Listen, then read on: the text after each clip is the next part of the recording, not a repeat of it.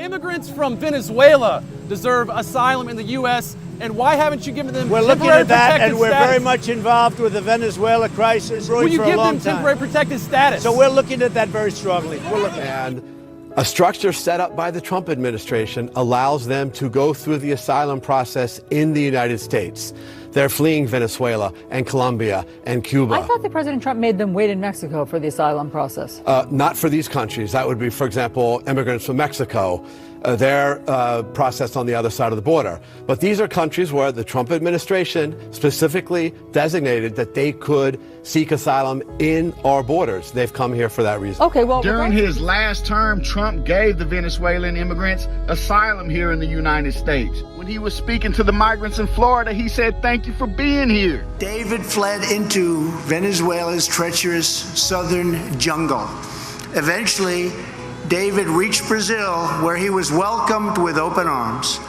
Today, David lives in exile in the United States, where he continues to speak up for the Venezuelan people. And I want to especially thank the Venezuelan exile community that has done so much to support President Guaido, to organize aid for their compatriots, and to do just a lot back home. Thank you very much for being here. Thank you. We're with you. So Trump speaking to Venezuelan immigrants in the audience in Florida, he says, "We are thankful that you are here. We are with you." Now, this is after they stirred up the whole civil war situation there in Venezuela. Then you got all these Venezuelan immigrants coming for asylum in the USA, and he says, "We're thankful that you're here." And I want to especially thank the Venezuelan exile community. Thank you very much for being here. Thank you. We're with you.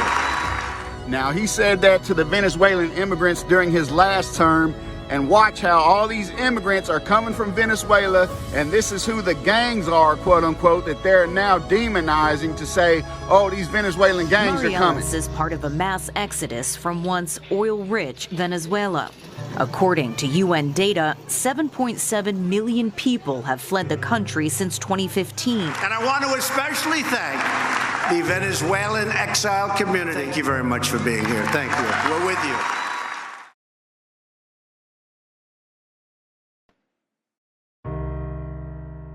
Well, this has become a national story. The supposed takeover of some Aurora apartment complexes by a violent Venezuelan gang. And we've got to be tough, because if you see what's happening in Aurora, Colorado today, did you see that? Where Venezuelan gang members have taken over parts of the city. They've taken over apartment houses. Marisa, police here in Aurora, Colorado tell us they do not believe that there is any gang takeover here at the Lowry Apartments, the Edgett Lowry Apartments, which are right behind me, as some on social media have purported. Now, this all deals with Tren de Aragua. They are a well-known and powerful criminal organization from Venezuela. The city of Aurora is contradicting itself on the extent of Venezuelan gang activity in that city. The mayor told Fox News this week the gang is collecting rent at a troubled apartment complex. The interim police chief, in a video press release, says that's not happening. I'm not saying that there's not gang members that don't live in this community, but what we're learning out here is that gang members have not taken over this complex. We've really made an effort to the last few days to just really ask the specific questions and the direct questions in terms of the gang activity and who's actually making sure that people aren't paying rent to gang leaders or gang members, that's not happening. And we've discovered here today and yesterday talking to so many residents that that's not the case. Uproar about it. They think the Venezuelan gangs are coming to take us over. Well, Trump's the one that told them they could have asylum here. He's the one that granted that. He's the one that said he's glad they're here.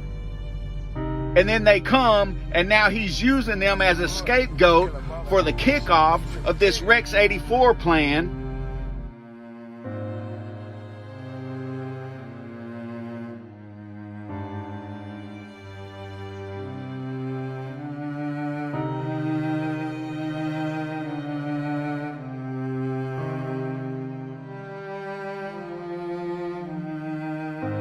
granting temporary legal status to nearly 500,000 Venezuelan migrants who are already in this country.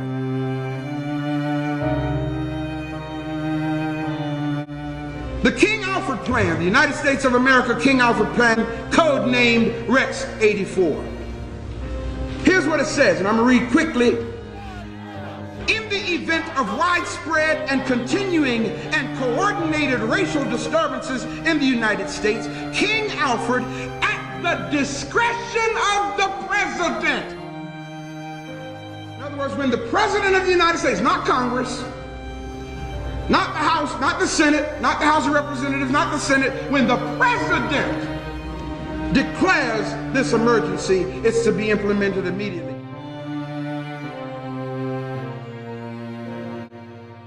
And Trump said these Black Lives Matter protests constituted an emergency in his opinion, and that it's the federal government's job in an emergency to go in and start clearing out the cities.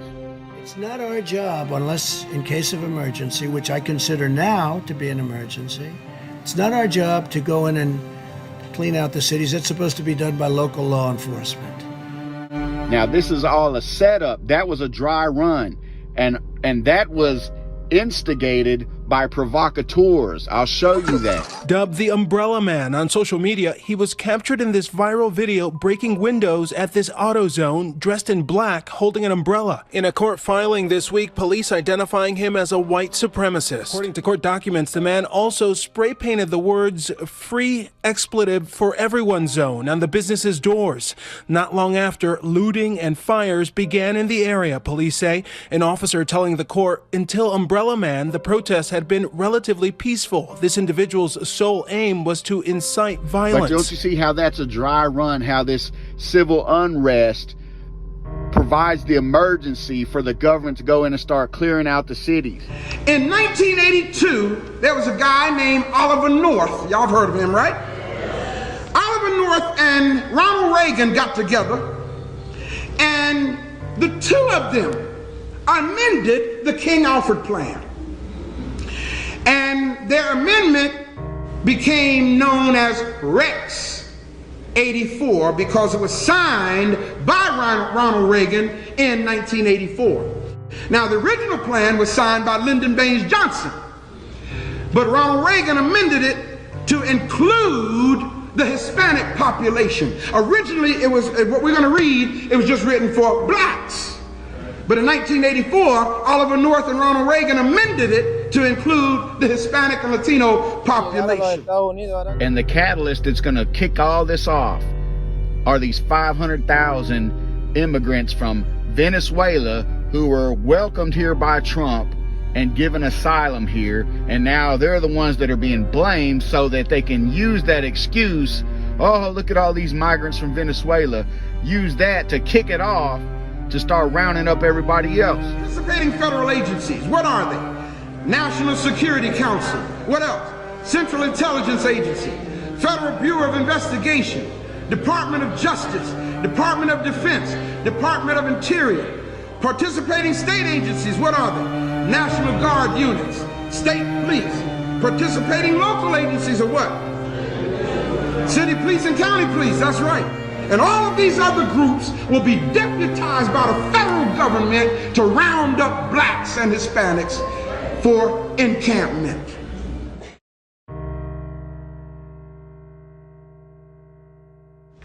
Chairman, National Security Council. Next memo, preliminary memo from the Department of Interior. Under King Alfred, the nation has been divided into what?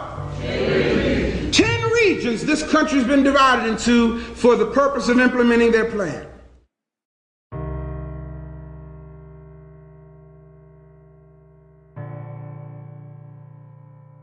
In case of emergency, notice what it says. Minority members. What people? Minority members. Now again, this has been amended in 1984 to also include Hispanics now and white sympathizers. Minority members will be evacuated from the cities by federalized National Guard units, local and state police, and if necessary, by regular units of the armed forces using public and military transportation. Read it now. What does it say? And detained in nearby military installations until a further course of action has been decided. Now, here's a note. Zero Committee report. And this was called the Zero Committee. And of course, talking about zero population. Survey shows that during a 6-year period, production created 9 million objects. What in the world is that? Or 1.5 million each year. Production could not dispose of the containers, which proved a bottleneck. However, that was almost 20 years ago. And remember, this was done in 64. 20 years before 64 is 44. 1944, 1943, 1944, that's when the Holocaust took place, y'all, in Nazi Germany. Yes, yes. And what happened was the furnaces that Hitler used to burn these people weren't hot enough. So when they start throwing the bodies in the furnaces, the bodies weren't burning up fast enough, and it caused the furnaces to get clogged up. So notice what this report says. We suggest that vaporization techniques be employed to overcome the production problems inherent in King Alfred. What does that mean? Well, as a result of the recommendation, they began to build what we call high volume or nuclear-powered trash incinerators. And these incinerators burn 5,000 degrees Fahrenheit. Y'all listen, steel, depending on the kind of steel it is, melts between 2,600 and 2,700 degrees. Now, if steel will melt at that temperature, why do you need a incinerator that burns 5,000 degrees? So that the furnaces don't get clogged up again. Now I know it's not good news. Preacher, I didn't come here to feel sad today. Hey, if you don't know, you're going to really feel sad. Because the biblical text says it this way, my people are destroyed because of a lack of knowledge. Don't say it can't happen, people. Don't say it can't, because on February 21st, 1942, Executive Order 9066 was implemented. And on February 21st, 1942, every Japanese American in this country was arrested and detained. And the law stated if they were 1/16 Japanese, they were to be locked up too. When the Japanese attacked Pearl Harbor, our west coast became a potential combat zone. Living in that zone were more than 100,000 persons of Japanese ancestry. No one knew what would happen among this concentrated population if Japanese forces should try to invade our shore. Io Soto was just 19 in 1942 when her family was forced to leave their 20-acre farm in Mather. We were given 10 days to get ready. And what were you told? That we could take only what we could carry. They were brought to a Japanese internment camp 170 miles away in Pinedale, California, and were among 120,000 other Japanese Americans imprisoned at these camps for more than 2 years. I don't say it can't be done, but what you must understand is the most important point here is that your government is depending on you being ignorant. Did y'all hear what I said? They're counting on our ignorance to implement their program. The point is almost here where the President of the United States will issue his order for the emergency.